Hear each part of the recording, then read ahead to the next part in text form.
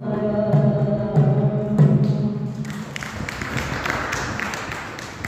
भर में रोशनी से सारा जहान महका, सूरज का एक दीपक आकाश में लगा है कोई इसके समान प्रकाश करने वाला परमात्मा स्वयं प्रकाश स्वरूप। कितना सुंदर प्रकाश का ये पुंज हमें मिला, जिससे सारी सृष्टि जगमगा रही है। कैसे फूलों के अंदर रंगों को भरा है, जहां हम बैठ करके बात विचार तो करें, उसके एक एक पदार्थ पर हम जो है चिंतन तो करें, उसकी एक एक वस्तु का हम निरीक्षण तो करें, उसकी एक एक रचना पर हम विचार तो करें। किस प्रकार से रचना की है परमात्मा ने, कैसे केले को हलवा बना करके फिट कर दिया, ऊपर से ढक दिया। संतरे के अंदर कैसे रस भरा है, एक एक अलग अलग भाग है, अलग अलग पार्टीशन बनाए हैं। अनार के अंदर अलग अलग पार्टीशन है, कैसे उसको जो है पैक किया। मक्की के दाने, भुट्टा आपने देखा होगा, कितने दाने किस प्रकार से उसे लपेट दिया है, पैक कर दिया है, ताकि उसको कोई नुकसान ना पहुंचा सके। कितनी विचित्र रचना है परमात्मा की। हमारे शरीर के अंदर ही देखो किस प्रकार से, मैं बता रहा था 72 करोड़ 72 लाख 10,202 नाड़ियां हैं, और कैसे ये नाड़ियां काम कर रही है, ठंडा करती है, खून गर्म हो जाता है तो उसके लिए जो है जलवाहिनी, जो नाड़ियां हैं, धमनियां, जो जल का संचार करती है शरीर के अंदर, कुछ ब्लड का संचार करती है, कुछ वायु का संचार करती है, प्राण का संचार करती है। कैसे सर्कुलेशन चला हुआ, क्योर होकर के हार्ट तो खून मिल रहा है, रक्त मिल रहा है, और क्योर करने का भी अपने अंदर ही यंत्र लगाया करना।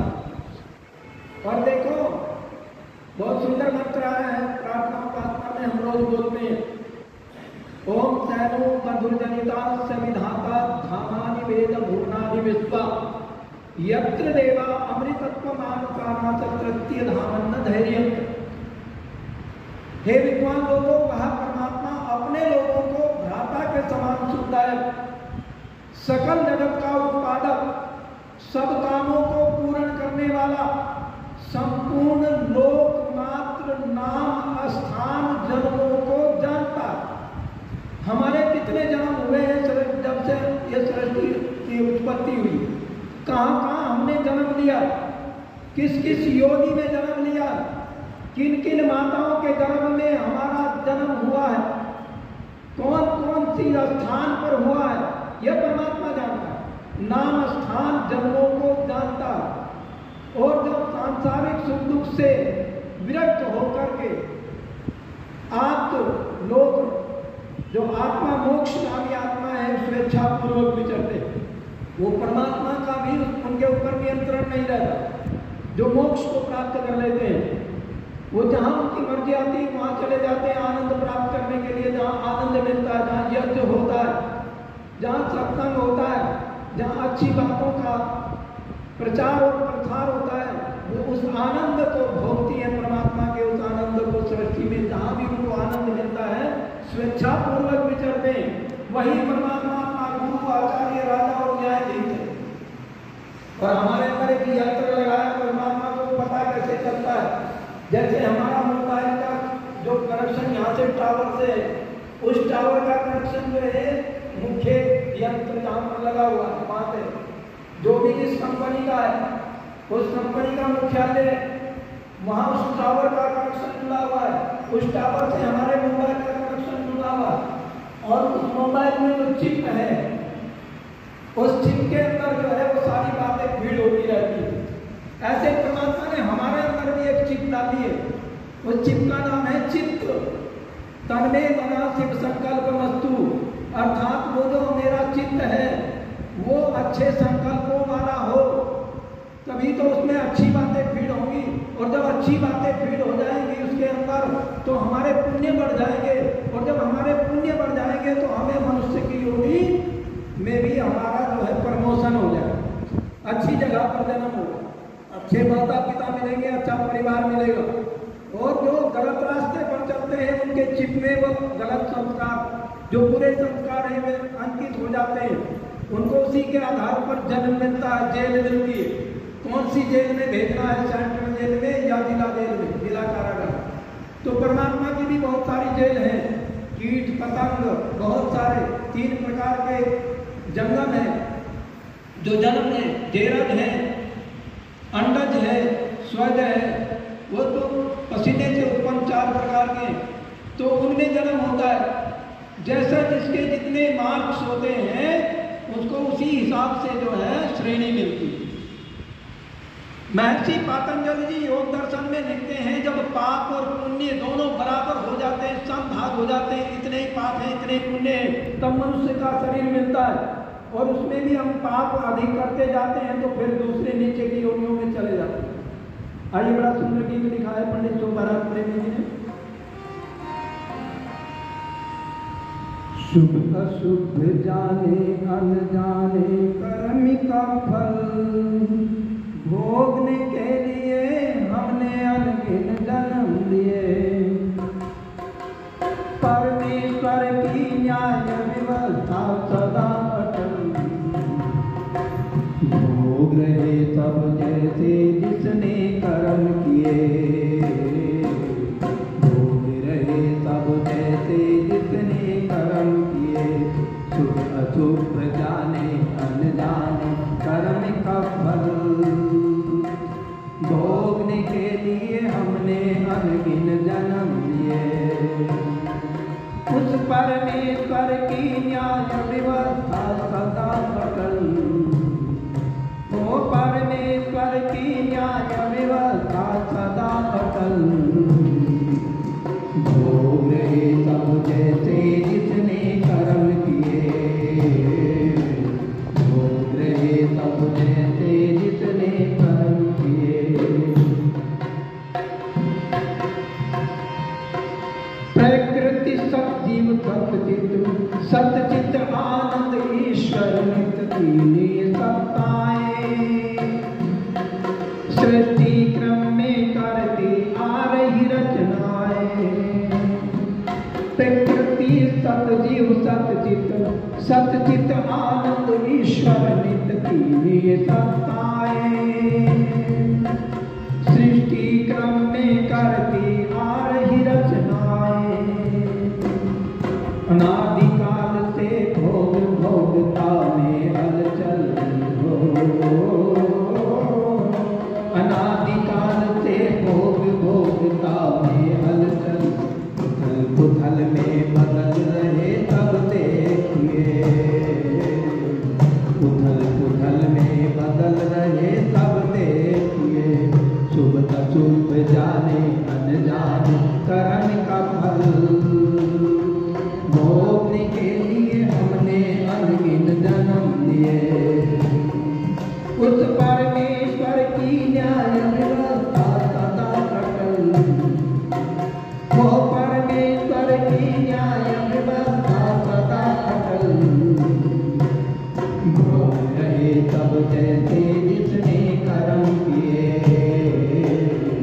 भोग रहे सब जैसे जिसने कर्म किए। कहरा पातंजलियो जीवन और आयु भोग पिछले कर्मों अनुसार। सब जीवों को है ये जन्म सिद्ध अधिकार। कहरा पातंजलियो जीवन और आयु भोग पिछले कर्मों अनुसार। सब जीवों को है ये जन्म सिद्ध अधिकार। कर्म क्षेत्र में कोई गिरा कोई गया संभल हो। कर्म क्षेत्र में कोई गिरा कोई गया संभल। कोई जिंदा ही मरे कोई मर कर भी जिए। कोई जिंदा ही मरे कोई मर कर भी जिए। शुभ अशुभ जाने अनजाने कर्म का फल, भोगने के लिए हमने अनगिन जन्म लिए। उस परमेश्वर की न्याय व्यवस्था सदा अटल, भोग रहे सब जैसे जितने कर्म किए, भोग रहे सब जैसे जितने कर्म किए। निज कर्तव्य का पालन ये है जीवन का संचालन, ये जिम्मेदारी तत्प्रतापे नित्य निभाए नर नारी। कर्तव्य का पालन करो जीवन का संचालन, ये जिम्मेदारी तत्प्रतापे नित्य निभाए नर नारी। संभल संभल चल हो जाएगा उद्देश्य सफल, संभल संभल चल हो जाएगा उद्देश्य सफल। तो गफलत में अटके प्रेमी देखिए, तो गफलत में अटके प्रेमी देखिए। सुख दुख जाने अनजाने कर्म का फल, भोगने के लिए हमने अनगिन जन्म लिए। उस परमेश्वर की न्याय व्यवस्था सदा अटल, भोग रहे सब जैसे जितने कर्म किए, भोग रहे सब जैसे जितने कर्म किए। ये जो संसार चल रहा है, तीन सत्ताएं संसार को चला रही है, ईश्वर, जीव और प्रकृति। ईश्वर कौन है? वो तीन गुणों से युक्त है, इसीलिए त्रिगुण कहते हैं। कौन से गुण है तीन? सत रज तम, सतोगुण रजोगुण तमोगुण, सब है परमात्मा में, जीवात्मा में भी। सत रज तम की व्यवस्था में दृष्टि बढ़ी तो परमात्मा तो है सत्य चित्त आनंद। परमात्मा सत्य भी है, चेतन भी है और आनंद भी है। उसमें तीनों गुण है। जीव में दो गुण, सत्य भी है और चेतन भी है, पर आनंद की खोज में भटकता रहता है। आनंद को ढूंढ रहा है प्रकृति के पदार्थों में, भौतिक वासनाओं में आनंद को ढूंढ रहा है। पर ये भोग वासनाएं जो है ना, इनसे तृप्ति नहीं होती।